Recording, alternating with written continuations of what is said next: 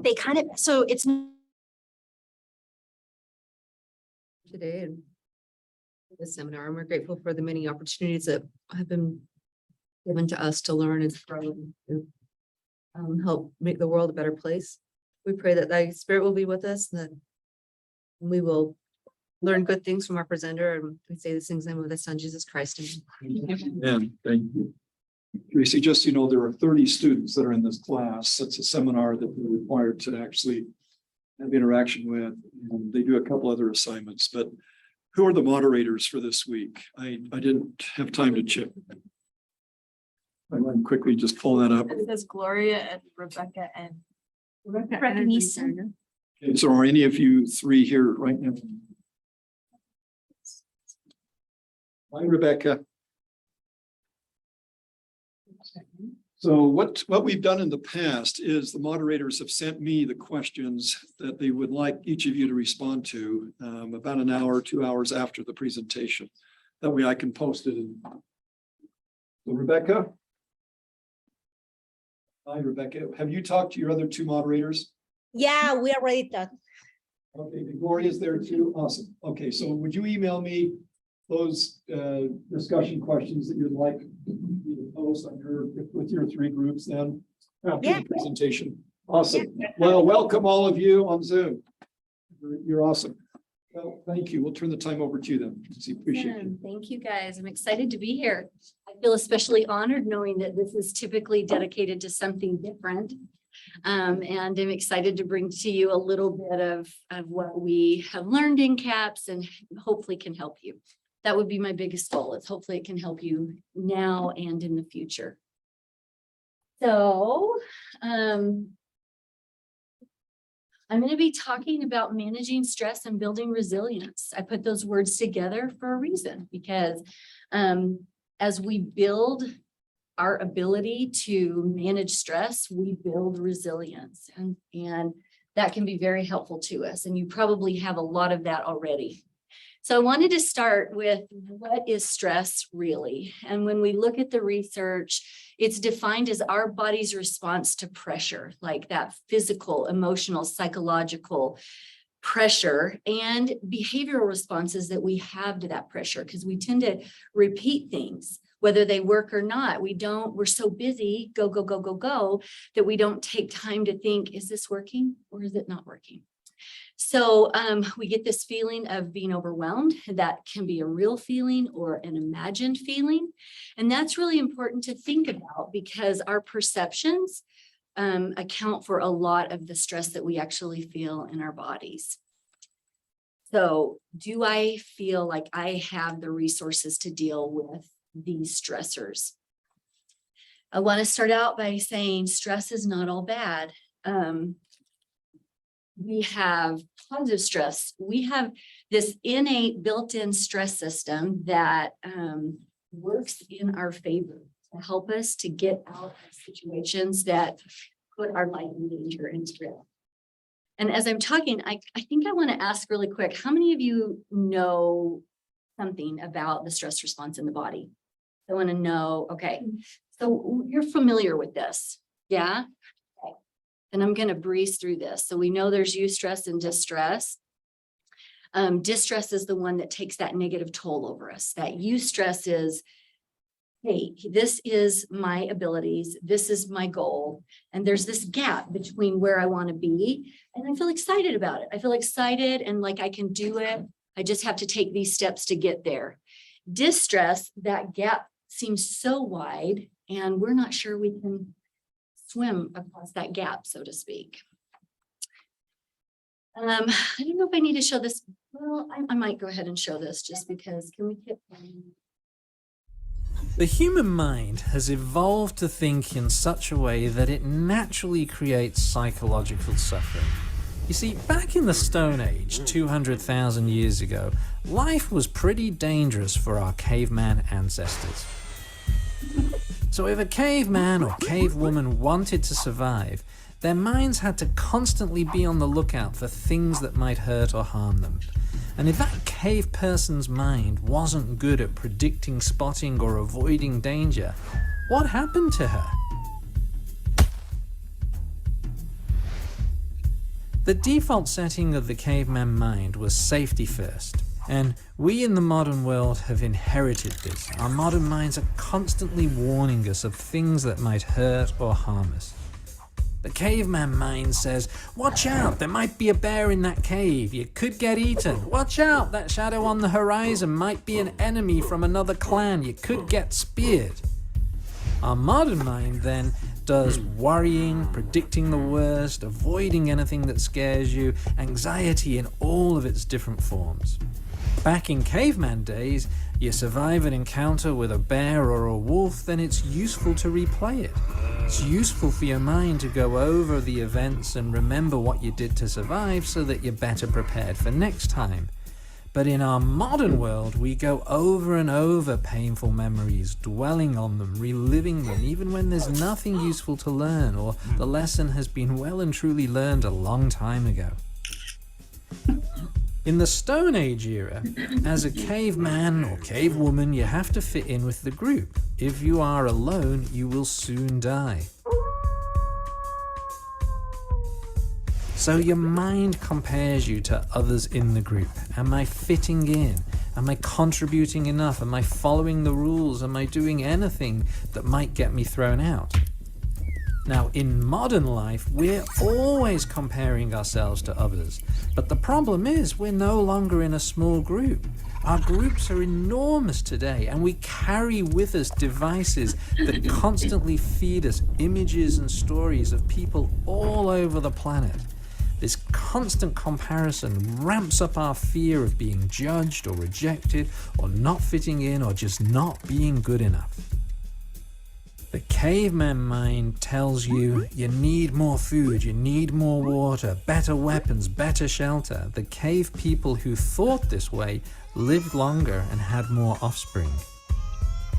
Unfortunately, in the modern world, this manifests as greed, dissatisfaction, craving, wanting. It's never enough. I need more, more, more. And if all of that wasn't bad enough, these Stone Age thought patterns are intensified by the sheer pace and complexity of modern life. Our frantic existence, rushing from task to task, that never-ending to-do list. So, when your mind starts doing this unhelpful stuff, as all minds do, remember it's not defective or abnormal, and it's not deliberately trying to make your life difficult. It's simply doing the job it has evolved to do, trying to keep you safe and save you from pain. So help me understand what takeaways you got from that, or something new that you might have learned that you didn't know or hadn't thought of in that way before. Go ahead. That our brains have evolved in ways that maybe aren't so helpful today. They still are running from that lion and that bear. That we can tell ourselves, this was my response, but it's not applicable Yeah, because I don't live on bears. bears. But I do have threats and dangers, and I want you to think about what those threats and dangers are back here and then up here. To say, in the words of we just need to slow down. We really need to slow down and not be afraid of doing, thinking that's gonna make us feel something or not, or less than, again, not use, lenses that are going to put us in a difficult place, but just immediately say, I need to reduce, I need to slow down. And that's what I'm gonna do. Yeah, You talked about comparing too. for sure. I'm coming The back to human you. mind Oh, has- sorry, I want to move on. I want to focus on something that she just said, but I think this is good because when that person took the picture there, it feels like sometimes things are recorded like permanently. In our mind, we think people are remembering things, but now there is this real fear of, like right now, I'm being recorded on Zoom. If I mess up, it's there permanently, right? And so sometimes, this thought about that for 8 years. I wanted to go to this. Wait 1 second. Never mind. Maybe that was in a different lecture. But the stress response causes us to have certain physiological things that happen in our body, right? And one of those is this narrowed vision towards what the threat is, what the stressor is, because the body wants to help us deal with that threat and stressor. So it's like we have blinders on to everything else. Our concentration goes down, our focus goes down, our performance in other areas go down because all we can think about is that stressor. And we live in this fast-paced society where we're revving up, go, go, go all the time. So that stress response is getting used inadequately and ineffectively, and we get drained and depleted. So thank you. Go ahead. I was just thinking, like, I thought the cave person living in simpler times would have less stress than us, but no, they have just as many, or, whatever. But then how do we, I guess my question also, it's a question is, I mean, we talk about simplifying our lives or slowing down, cutting back, but aren't there still going to be the same kind of caveman stresses that exist no matter what? Such a great question. And so some of that, from the way we look at it, is, can I do the things I need to do, but do it differently in my body? So our threats and dangers, our worries, our perceptions, our fear of rejection, our fear of failure, fear of criticism, right? So I have to perform at a certain level for that, as well as other things, like we may have other stressors. And hopefully we can find a way to create some balance and calm and slow down and connect that doing so is actually adaptive and helpful for me, because then my system gets energy and has more motivation and isn't so depleted over time. And that takes a lot of courage to stand up and start practicing and doing that, because academia especially is not really suited for that, right? We are pushed, we have high demands and deadlines and expectations. And so it feels kind of like we're going against the culture a little bit. So that's definitely going to take some work and effort to find that balance. Good questions. So these are common stressors that we deal with. We've hit some of them a little bit. And just reminding you, like, we react, I hope this is the pointer part. Yes. We react the same to danger and as stressors as we do a bear. Our physiology doesn't change. That same amount of cortisol, adrenaline is coming into the body. The difference is when we are being chased by a bear, if we survive, that goes down. And we're not worried about the bear anymore when we're in a safe place, unless we've got post-traumatic stress syndrome. But with these things, they don't let up. They're there all the time. So our body is constantly in this fight or flight, rest, fight or flight, rest. And that's where that depletion comes in, because those hormones that are sent to mobilize the body and provide energy are actually getting drained, and that feedback system isn't working well anymore. That feedback system that says, hey, you don't need that much hormone anymore, take it back. It's just out of balance. So this is just a depiction of some of the things that happen with that mind-body cycle. We have a trigger, an event, a thought, a deadline, a test. When we start having these negative, fearful thoughts ramp up, can I do this? I'm overloaded already. Then we start to buy into it. And we get into maybe some catastrophic thinking, like I either have to do it this way or not at all, or I have to do it perfectly. I have to give 100%. And then our heart rate speeds up. We get all of these danger signals that are going to the brain that says, hey, this is dangerous. We go into that fight or flight response, which causes this decrease in concentration, decrease in performance, nervousness, anxiety, emotions get bottled up, this emotional flooding, and then you run into another event and it starts all over again. So I really want to bring out this concept of our mind and our body is constantly interacting. How does this show up in your life? Do you notice it? How are my thoughts impacting my physiology? Go ahead. So I get chronic migraines. So this is a huge thing for me. Like if I am stressed out, whether it's bodily stress because I'm not eating right, sleeping right, whatever, emotional stress, or even just schoolwork, family, you name it, then I can start shutting down. Like my body will respond in such a way that I have to sleep, I have to stop, it's like the brakes for my body specifically. Yeah, so stress management isn't optional for you because it's one of your triggers, right? I don't think it's optional for any of us, but especially if we deal with some type of chronic condition, then it's something we want to pay attention to. And it really is kind of a gift from our body. I also struggle with migraines, and it's information like, hey, you're on the accelerator too much. You need to tap that brake a little bit. So this is what we're talking about. Normal responses that are great and amazing when we need them.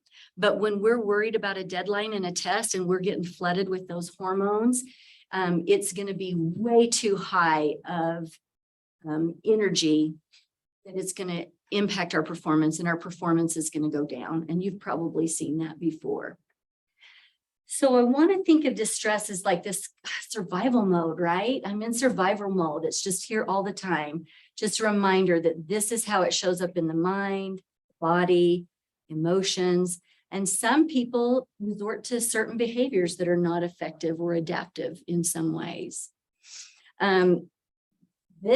Like my substance is sugar and fat. That's what research supports we crave, is sugar and fat. My behavior is like starting to not exercise and that's something that is really good for my body and my stress level. So these are some specific stressors that the American Psychological Association published on, that these are like the top 6 stressors in grad school. And we don't focus on this a lot. We're starting to focus on it more, but in the past, we haven't really focused on this.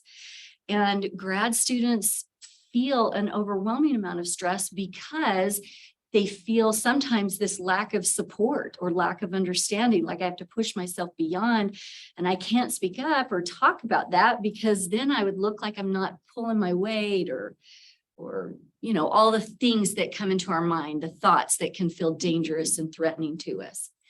And then these are some that I was told you guys worry about, which is also common in grad school, right?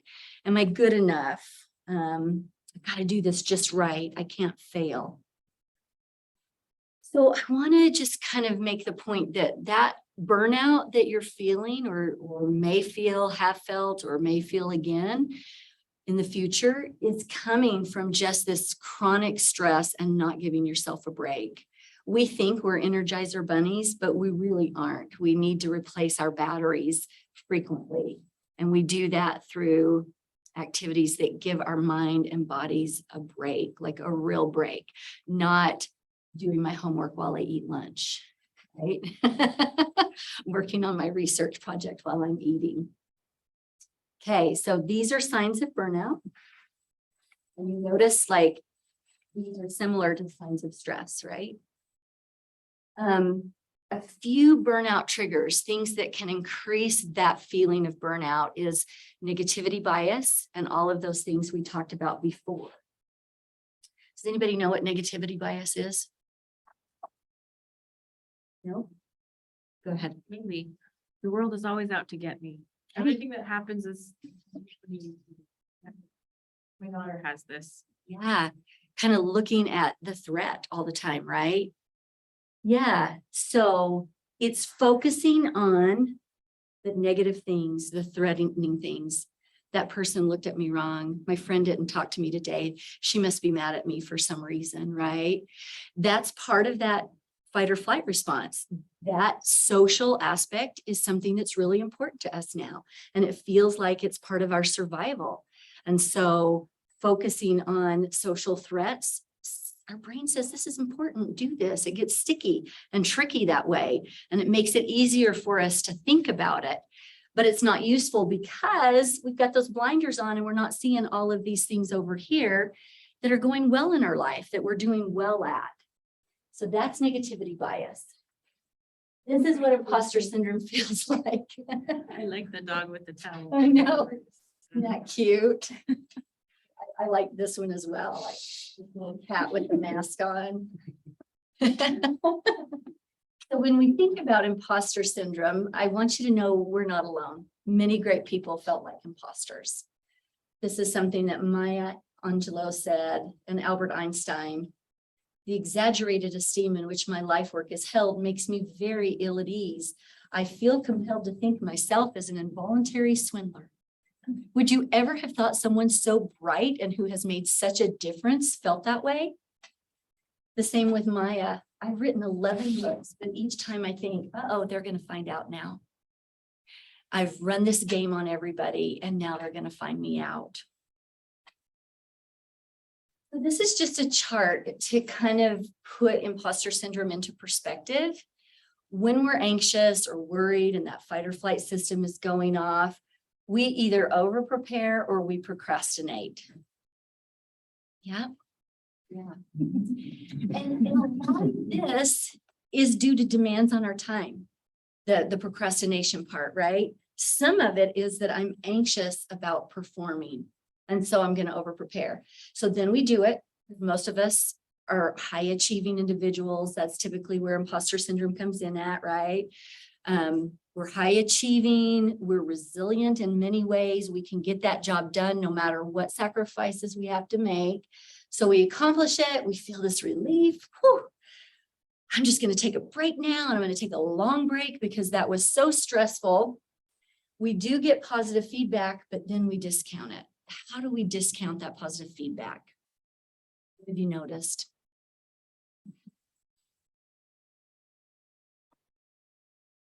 Maybe you're not imposters. Maybe you don't discount. Anybody on Zoom responding at all about that?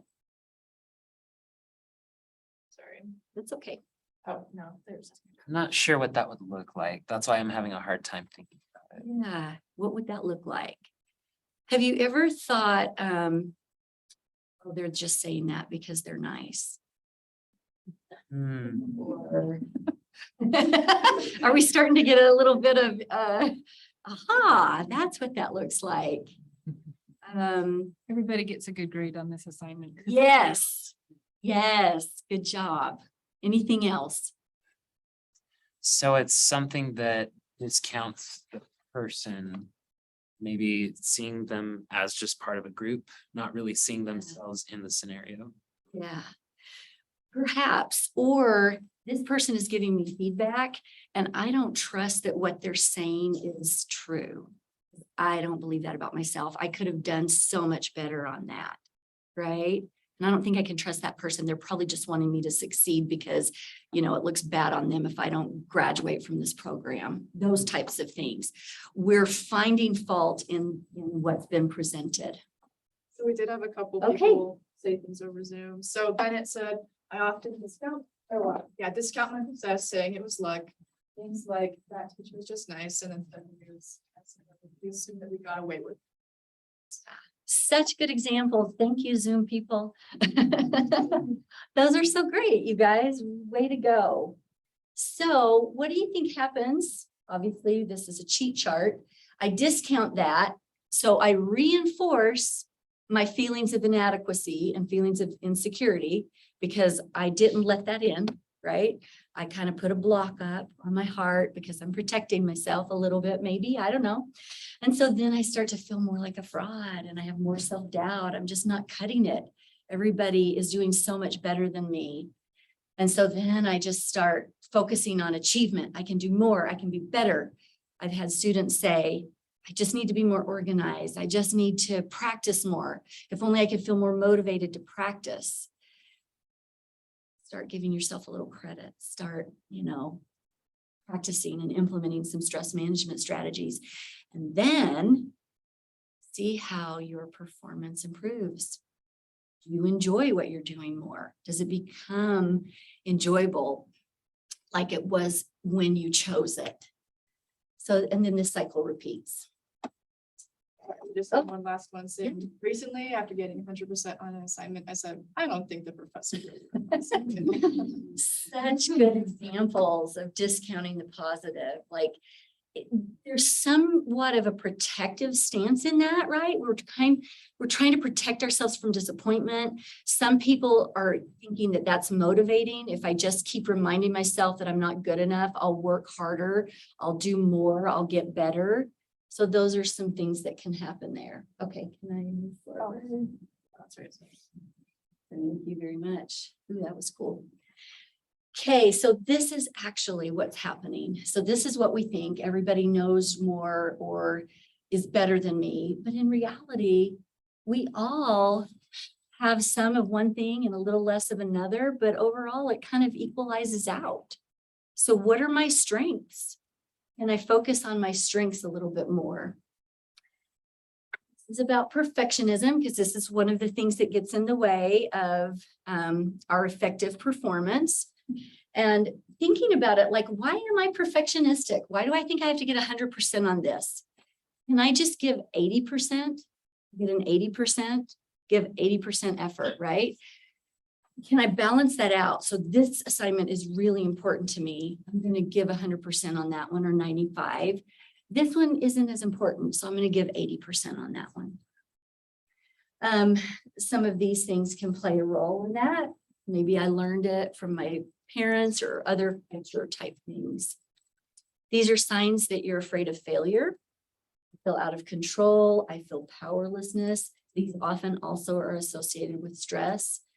I just don't want to do anything. I'm going to avoid that assignment. I feel helpless and indecisive. This is just a reminder that that's draining our batteries. All of these are taking energy and effort from us to deal with those. Imagine if we could not have so much of those or manage those in a healthier way, how that would affect us in our energy levels and our performance. So moving on to stress busters. These are just a few ways of things that we can practice to help us manage stress better, reduce those feelings of burnout. And again, this takes a lot of courage and it takes some effort and consistent effort because our brains get really sticky. We have those neural pathways that get driven down in really deep. And it's easy to default back to that. But as we practice these things, we can create new pathways and new ways of doing things and seeing the world. So that's the beauty of this. One is awareness. Like some of the questions I've been asking you today are for you to look inward, look inside and say, how do I respond to this? What do I notice when I'm stressed? How do I feel? Can I become so aware of that that I catch it as it's rising and I do something about it instead of just thinking I have to sit with it and shiver, so to speak.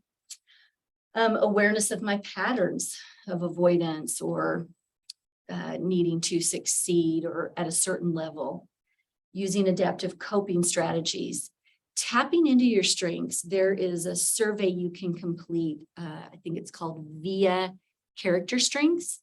And you answer questions there and it shows you your strengths and like you'll see your 5 top strengths and your 5 bottom strengths. And think about it in the sense of all of these are things that I already have. They're already things that are helping me do what I need to do. Which ones do I want to develop a little bit more of? And how can I use these strengths to do what I need to do so I can do it with a little bit less stress and worry? Would you mind to repeat the name of the, you said it's called VIA? Yeah, VIA Character Strengths. The 32 one where you have to put them in order. You don't put them in order. You answer questions and then they generate kind of like a report for you. Does that sound similar? I took many. So BYU actually offers this for free if you're a student. So you can go onto the website for whatever CAPS is related to, and you can create an account and then you have all these access to all these assessments for free. That's wonderful. I didn't know that because they want to charge you for Some of them do. for some of the things that you can do to build and focus on that strength, right? What changes when you start focusing on strengths and building strengths versus flaws, the things that are bad, that magnifying glass on the things that went wrong? What changes for you, if anything, you notice? Please do, people feel free to answer as well. Go ahead. It's called a growth mindset. You have your mind working in a way that you can grow instead of wither away. Yeah, absolutely. If I hope, if I'm thinking of growth and that I can grow, then hope is imbued, right? Anything else that changes?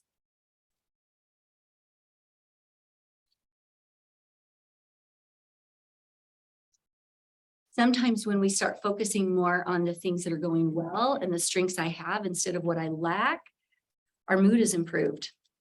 Performance goes up. I'm sleeping better. All of these things can be associated with that.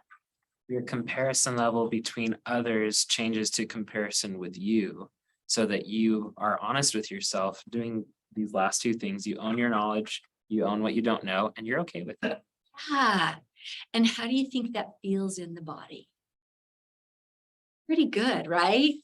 Pretty empowering to be able to say, not only do I own what I know, but I'm okay to own what I don't. I'm going to practice some humility and not feel like I'm an imposter if they know that I don't know something. Because the truth is, we expect you not to know something. I expect myself not to know something. There is so much information out there that I can't possibly know it all. Okay. So this is one thing that, let's see, I'm just going to show it. So one of the ways that we tend to deal with stress is the way Ross is dealing with it. If you've ever watched Friends. Okay. If I can make this go. Actually, I don't know which one of these to push. Do you? The forward click maybe? It doesn't work. Oh, it did. Wait, Thank you. I'm fine. Totally fine.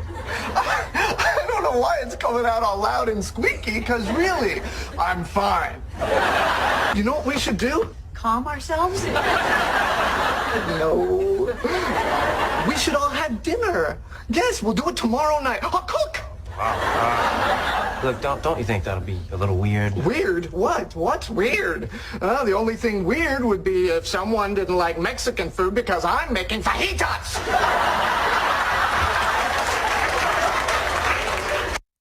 So I love that. I should have set it up before. He used to date Rachel and now Joey is dating Rachel. He's trying to he's fine with it. So what is he doing?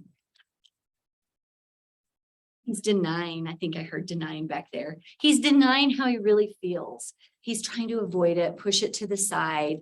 And doing that, research shows actually only increases the power of the emotion and gives it more power to not be fine.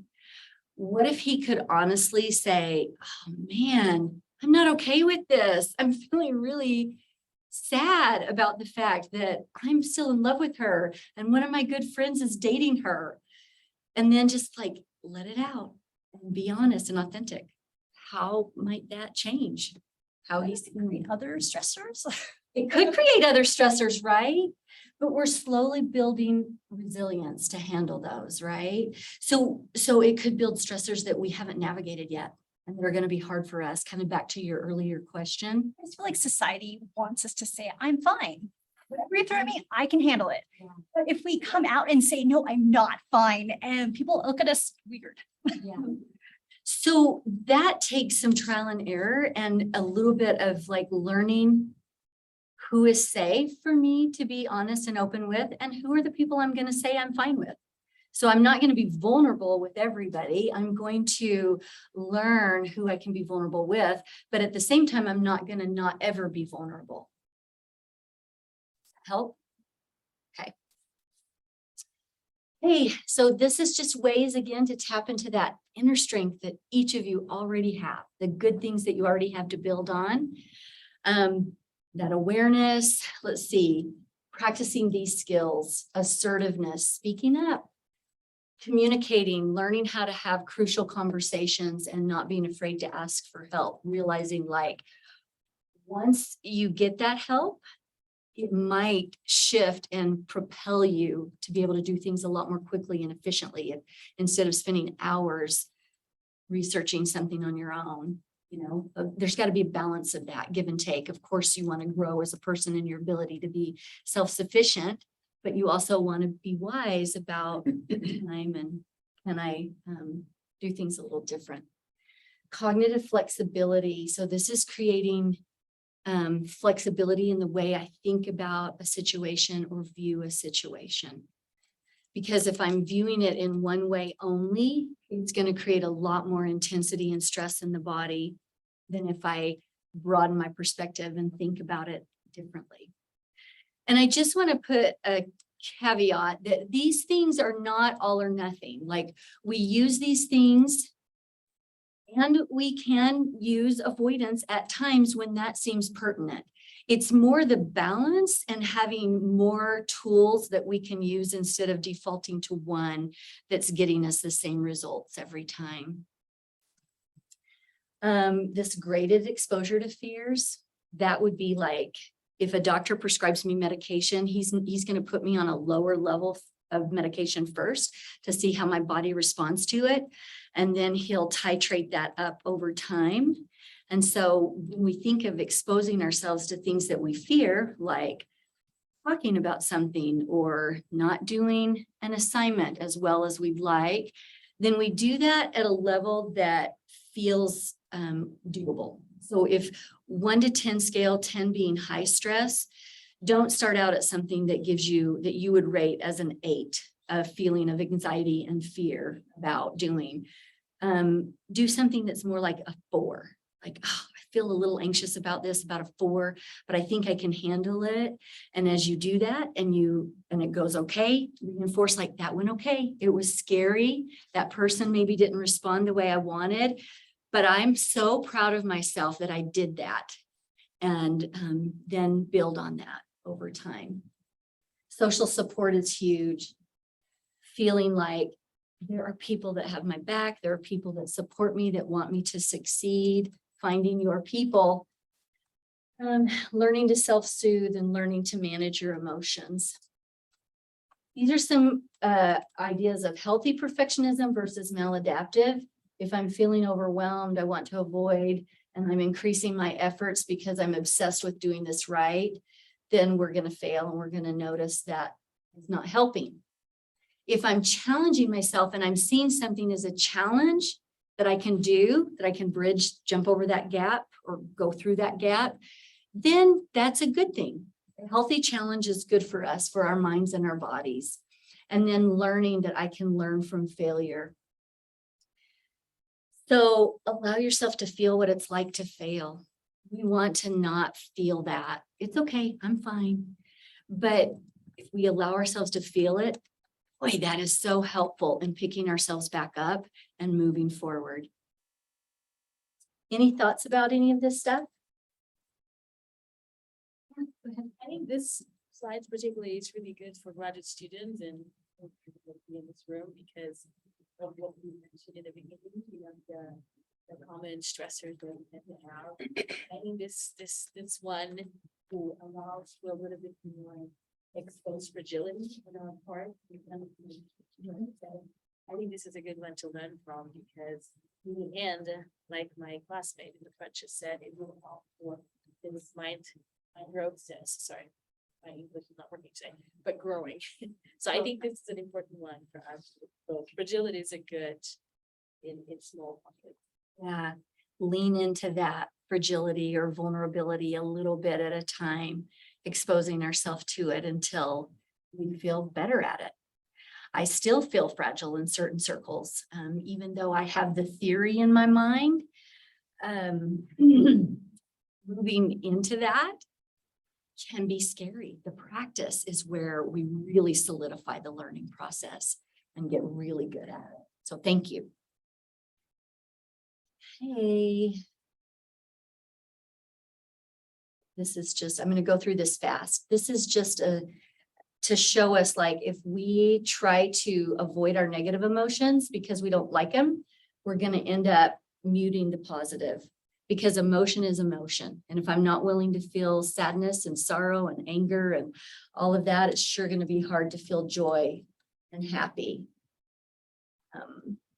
And then we get to this place of just numbness. I'm just numb. There's that burnout, right? I'm just so numb that I don't want to feel anything. And that decreases motivation. So as we make space for all of it, we feel better. Mood goes up, performance goes up, motivation goes up, all of those things. So with this one, I want you to think about my why. Why am I here? How can I remind myself when I'm feeling stressed and burned out, why I'm here? I don't know why I put this up here because I'll probably get emotional talking about it, but I remember being in grad school and the first 2 years I wanted to quit. I'm like, holy cow, I did not sign up for this. I did not think this was going to be so hard. But in our program, we have class and we have clinical things and research. And with clinical, sometimes we had to go and give 15 hours a week of clinical work outside of the other things. And it just felt like it was consuming all of my time. And I'm just like, is this worth it? Why am I here? And if I quit, what are the consequences? And my daughter had just graduated high school and was starting her first year at BYU when I was in my second year of the program. And I looked at her and I thought, I'm not going to quit because I am going to be an example for you that you can do this.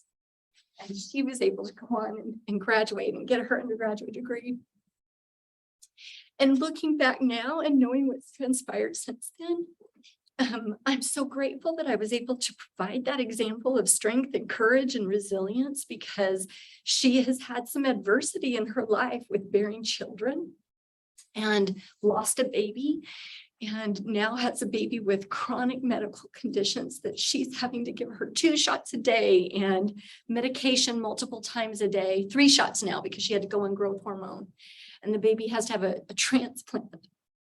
And her resilience and ability to do that is incredible. I just watch her and I admire her. And I know how hard that is on her because I've babysat the baby. And it is a constant thing in your mind that you have to do things at a certain time to make sure that baby's okay. So that's my why. That wasn't my only why, but it was the one that kept me in grad school when I wanted to quit. And I'm so grateful looking back now that I didn't quit. So due to time, you have these slides. This is just mind body cycle. Some of the other things we can do that are so good for us are back to the basics. These things here, if these are out of whack, then my body is already feeling stress. So I already have a baseline stressor. And then any added load is going to push me over my limit more quickly. So getting in sync this way, thinking of grad school as training for a marathon. Like I'm just going to prepare, take the time I need to recharge, practice instead of trying to sprint and run that all at once. So for services, this is just some things that we have at CAPS that are available to students for free.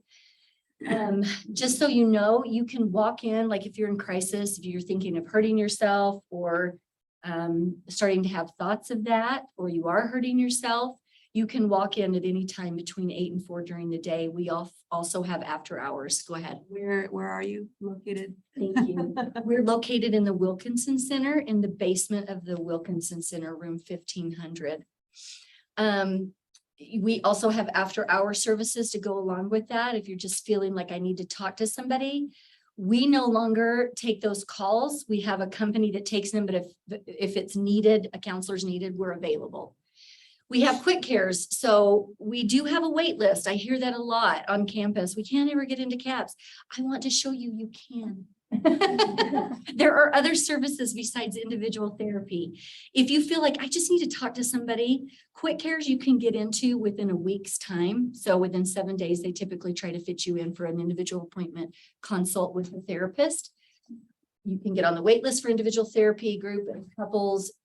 We also have biofeedback and stress management services that you can come and work with people there to help with stress, and case management. So if it's something where you feel like I could really benefit from support, we have case managers that facilitate you finding someone to see in the community.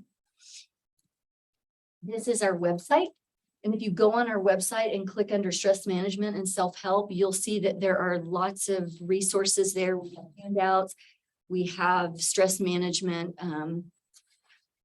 relaxation resources. We have apps that you can download to your phone. BYU pays for you to have Zenvelo on your phone, which is really good for taking timeouts and giving yourself a break. Brief breaks throughout the day are going to be helpful for you in managing stress and burnout. And I think that's it. Any questions about that? was gonna say that last week I've been in a lot of stress on a candid moment of my life, but just to attest to what you said, I wasn't quite sure if I just wanted to talk to somebody because I was so stressed and said, am I going crazy? And I needed a little bit of validation, and I was able to be seen within 15 minutes. So glad to hear. Services were offered if I need them. So I was a little concerned that maybe it wasn't going to happen, but actually it is exactly what you said. So, and I just needed somebody to hear me for a second, and somebody was there available, and I was very grateful for that. So it's very easy to be able to access. Thank you. Thank you. Appreciate that. We have high demand, but we're doing our best to facilitate, provide resources. Thinking errors. Is that pretty well documented, the most common, and the all or nothing, and the generalizations and such. Is there anything that you would have or encourage our graduate students to read? Or I have a handout I could send you, and it may be on the website, of thinking traps that we get into that talks about like minimizing, maximizing, all or nothing, black and white. black and white. So would that be helpful? Yes, I think it would Send you a be copy of that? helpful for our students to see the most common traps, as you call it, or thinking errors. Yeah. We all will identify one or two of those as being our Sure. own, and just being aware of it sometimes will help us. That's our humanness. Anything from our I think Bennett has a hand, maybe. Augie Bennett? Our audience, no? Stephanie. So Stephanie said, question about risk versus low risk failure. Sometimes failure has significant consequences like loss of scholarship, dismissal from the program, non-negotiable deadlines, etc. Do you have any suggestions for how to practice failure in less impactful ways? Yes. That is a very complicated question. It's a great question. The thing that I would say, two things. One is the whole point I hope to make in this presentation is to catch it before it builds up. So catching it in the beginning, breaking things down into smaller parts, good time management, those types of things, so that we don't get to a place where you're feeling like I'm going to fail and now it's too late to recover, to do anything about it. So catching it early, checking in often, that's one thing. And then the other thing is, for sure, so high risk that comes to me, like you said, scholarships. Scholarships, I'm just not sure how I feel about them working at CAPS, because there is such a stressful component to that, to the person who has a scholarship. And at the same time, that's providing needed money. And there might be a different type of stressor, like financial stressor, if the scholarship isn't there. So that's something to check in with yourself about, and make some decisions about, like, what are my non-negotiables? What do I need to do? Where do I need to push to keep certain things? And are there certain things I can forego? So it's just like reducing that perfectionistic thinking of I have to do everything. What can I do really well, and what can I let go of? Does that help or answer your question? And practice in small ways. Stephanie's coming on now. Yeah, is that okay? Can you hear me? Yes. Okay. Yeah, I think that's great. And I think, like, I would never even dare get close to the end of that road, right? But early on, it's really easy to say, look, if I fail at this one assignment, then I might fail in the class, and then that might affect, but you go down this chain of how it might end up having a huger impact. And so I just wonder if there's any like earlier stages to give yourself permission and be a little more careful about those things without having fear of large impact. Yes. Thank you for breaking that down. And I think you did that really nicely where you talked about, can I broaden my perspective about how many points this one assignment is really going to affect me? And what assignments are going to be more important for me to do well on, so that we're not sitting and worried and stressed about every single assignment. Because there is no way we can do all the readings and every assignment. There's just no possible way. Wouldn't you agree with me? Better. With being sensitive to time, let's go ahead and have a blessing on the food. We thank you so much, Dr. Brown. And then if any of you would like to stay, can you stay for a few minutes? Sure. As well as our Zoom students, if you want to stay for a few minutes, she'll be happy to answer any questions you may have. But Steve, if you'd go ahead and offer a blessing on the soup and salad and dessert, thank you.